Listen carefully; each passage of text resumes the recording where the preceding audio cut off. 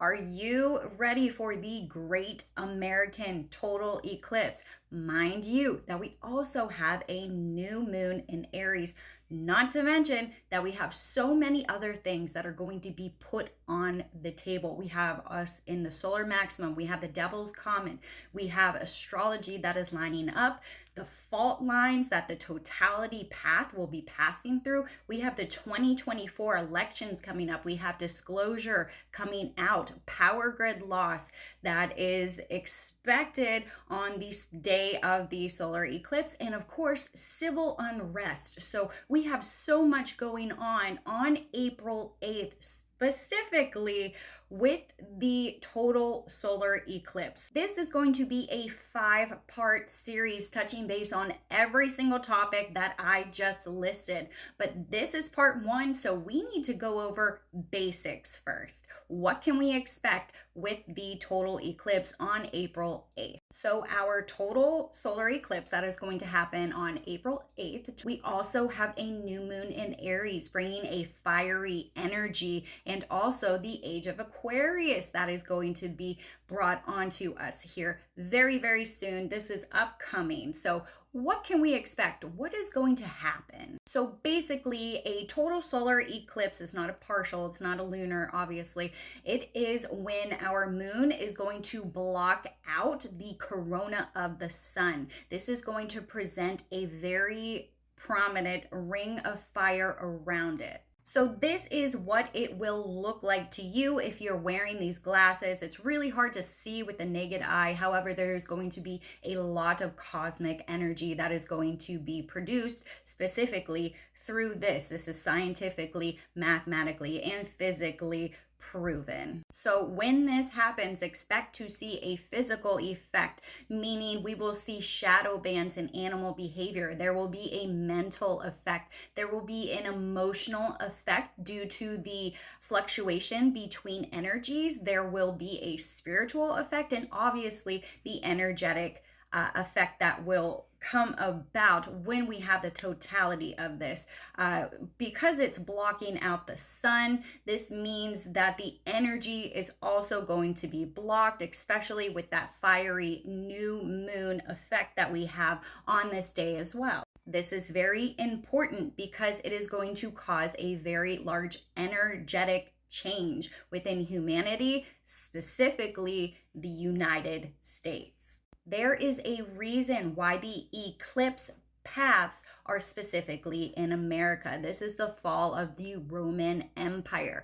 Note, we'll get into more of this with the other parts in my series about the Madrid fault lines, a lot of changes within these specific paths. Now, the course of our totality is going to start here in Mexico as it travels past us up into Canada regions. It's going to last a maximum of 4 minutes if you're lucky, and if you are in the direct course in the middle of our solar eclipse during that time. However, it's going to be about 1.9% of the US population that is only going to be able to see this. Okay, number 2, what is it going to look like? So this is basically what our total eclipse is going to look like, especially if you have those special glasses on, because they turn the sun orange. It's kind of like our SDO filters when we look at the sun. So there is going to be a 360-degree effect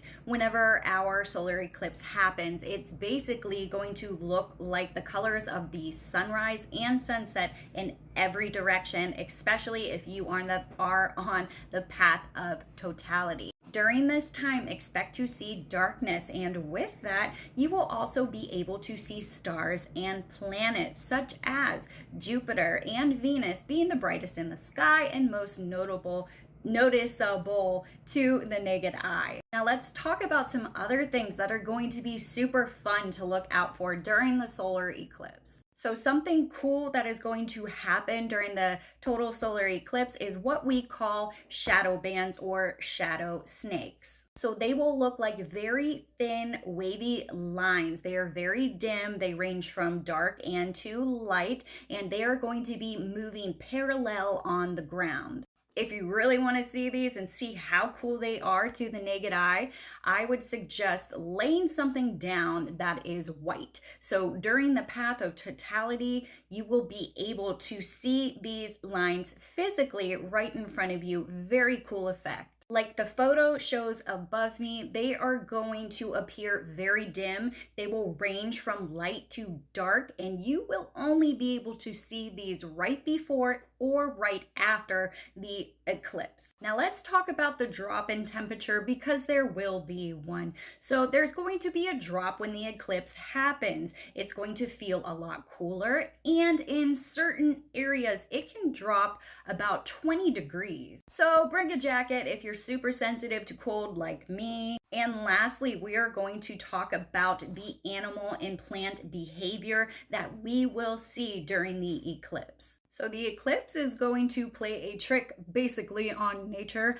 and the energy and light is going to spark animals and plants to go about more of their daily morning routine. It's really going to slightly affect the circadian rhythm. So it's going to be very confusing for plants and for animals. So expect to see some odd behavior. Examples: you may see chickens roaming around looking for food, because guess what? That's what they do in the morning. Crickets are going to come out and start chirping. Birds are going to go quiet.